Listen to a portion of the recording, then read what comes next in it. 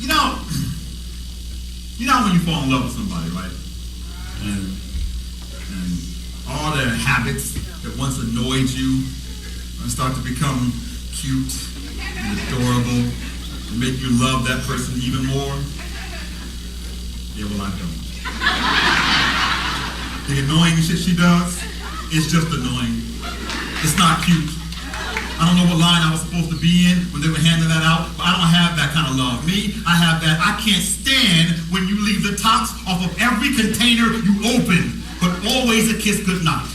And that I can't stand that you don't seem to understand that if you never take the bags of plastic bottles to recycling, then our house becomes the landfill. Now hand me the oil for your foot massage. And the worst is when I'm headed out for a run, right? And discover my iPod is dead, and the only one that's charged is hers, because hers has only one long playlist filled to capacity with R&B slow jams. What the hell?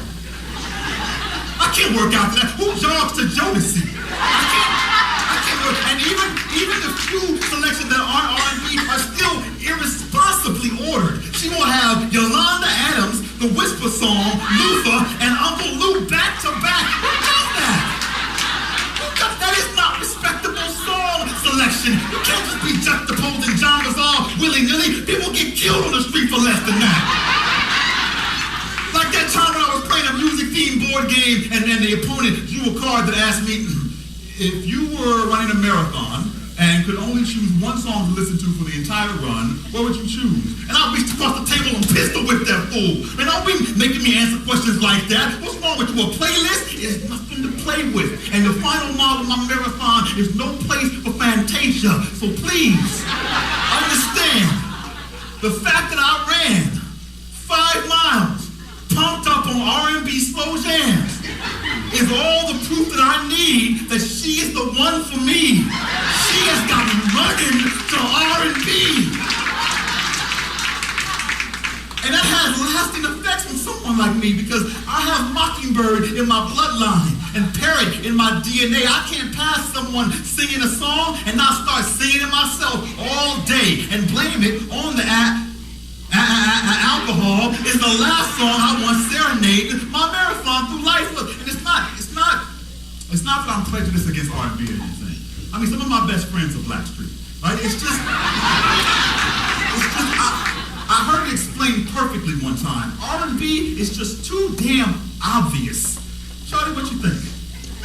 Let me buy you a drink. I got money in the bank. We in the bed like, ooh, ooh, ooh, ooh, ooh. We in the bed like, ooh, ooh, ooh, ooh. We in the bed like, you know what? I'm a poet. So my default is to deprose and deconstruct and desimplify everything, right? So I have always sought the unconventional song structure, the unorthodox lyrics, but I don't know, like, these days she's kind of got me appreciating how simple a love song can be. Sometimes you don't want to have multi-layered melodies and labyrinth lyrics. Sometimes you don't want to be neo-soul smooth or hip-hop hard. Sometimes you just want to rip your shirt off in the middle of the show, drop down to your knees and say, my mind is telling me no, but my body is telling me yeah. And then finish it off with a perfectly, nah, baby, nah, baby, nah, baby, nah. And then finish it with a perfectly timed,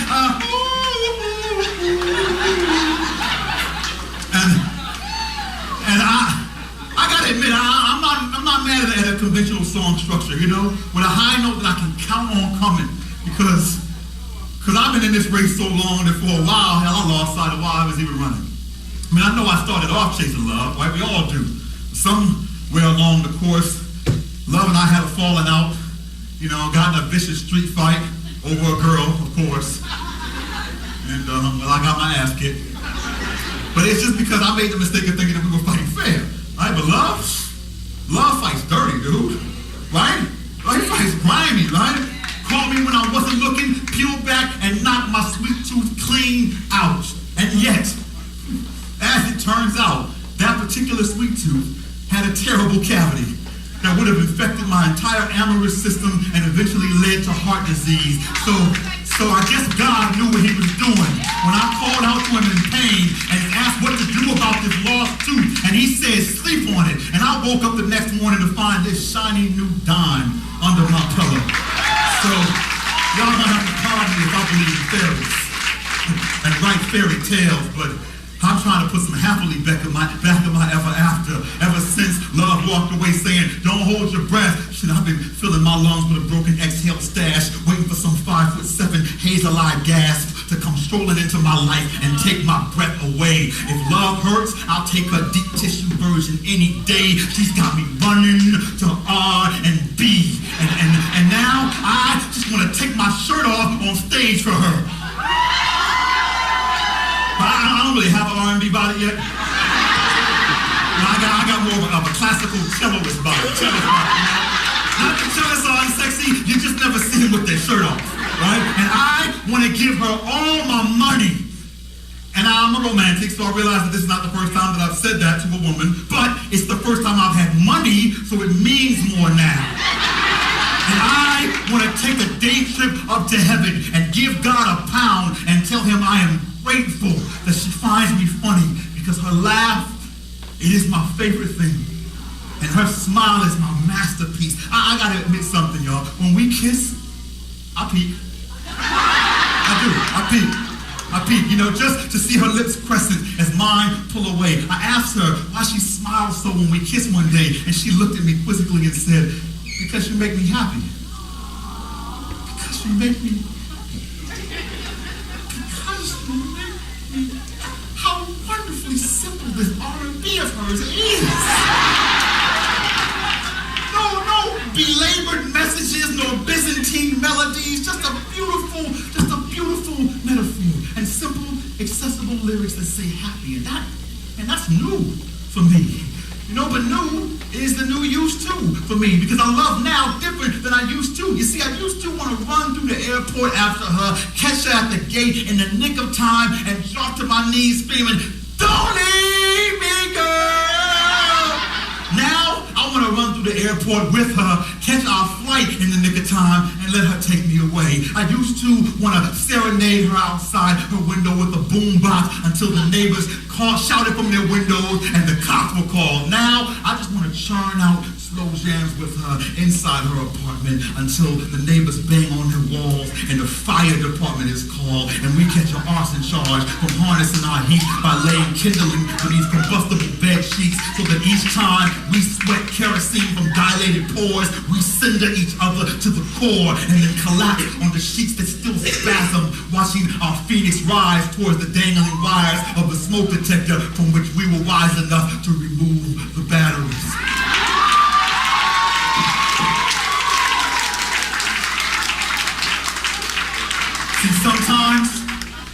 Sometimes there are no alarms that go off to signify the arrival of the one. No angels that sing, nor trumpets that blare. Sometimes, well, I guess that's because sometimes the one ain't really the one. You know, I have called someone the one before and been wrong twice before. So to be accurate, she is the three. And 3 is the magic number. She is my rule of 3 and my 3 squares a day. She's the charm in my 3rd time who stole my heart like 3rd base. The 3 apples of my 3rd eye that's got me looking past love at first sight. Cause now I want love at last sight. Love at last kiss. Love at 112th fight. Love at dying wish on that 30,000th night, on that 26th mile that I'm certain I'll reach, because she has got me running to R&B, and she got me falling asleep with her further. She got me falling in love with her each time I watch her sleep. And not just because she's lying there all peaceful and quiet, so beautifully quiet. Not asking me incessant question after insignificant question about some TV show I'm clearly trying to watch that she's only halfway paying attention to, and she window shops online for shoes or anything like that. But because my vision of our future is not nearsighted. So when I close my eyes and I open my fate, I see me treating her to turkey burgers at a cafe with my senior citizen discount card. I see young newlyweds watching me watch her as we kiss and wishing for what we have in 50 years. I see us electric sliding at our grandchild's wedding to Yolanda Adams, the Whisper Song, Luther, and Uncle Luke back to back. So DJ, play me a slow jam. Her pulse on the lyrics to my favorite song. I know her by heart, and y'all can feel free to sing along because you probably know her too. Like you know, Soft Breezes. You know, in quiet spaces, you know her.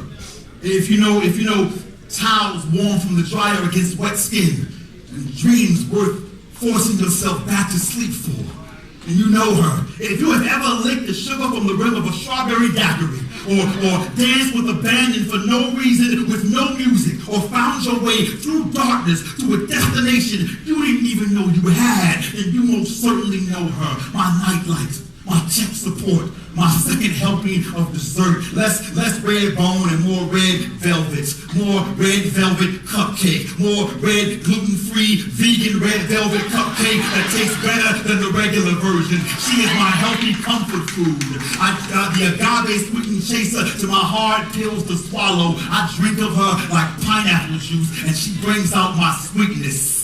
And I clearly am in this for the long haul because her thighs alone are a lifetime commitment. Her curves are a full-time project, and I am powerless against her butterfly effect. There is a spot somewhere on the back of her neck that when kissed will make a monarch flutter in her stomach, which makes a volcano erupt in China, which alters the course of our future forever. And my lips spent last Saturday mining the small of her back, searching out that spot for hours, engaging her core like crunches, leaving her sore like lunges, reading the braille of her skin's non-fiction. She is a page turner, and I have tonight torn her from my page, placed her on my tongue, and brought her to my stage, for she is not just poetry. Now she is spoken word. She is meant to be performed. More than muse, she is my ghostwriter, y'all. I mean, I know I take the credit, but she writes all my best parts. I'm just enjoying the crescendo. She is the pitch change at the end of the song. The curtains pull back to reveal the full gospel choir.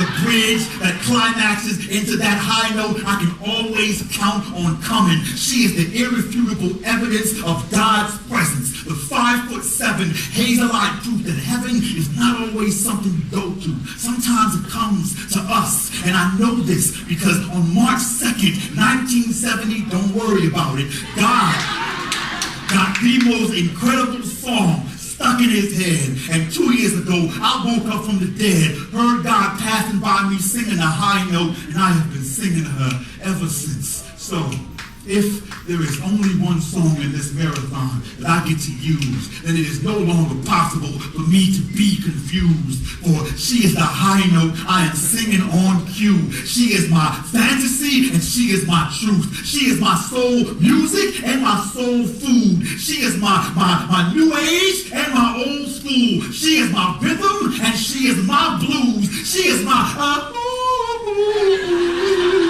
and she is just too damn obvious. So my finish line is finally clear. She is the red dot on the map of my destiny that says stop running, baby. You are here.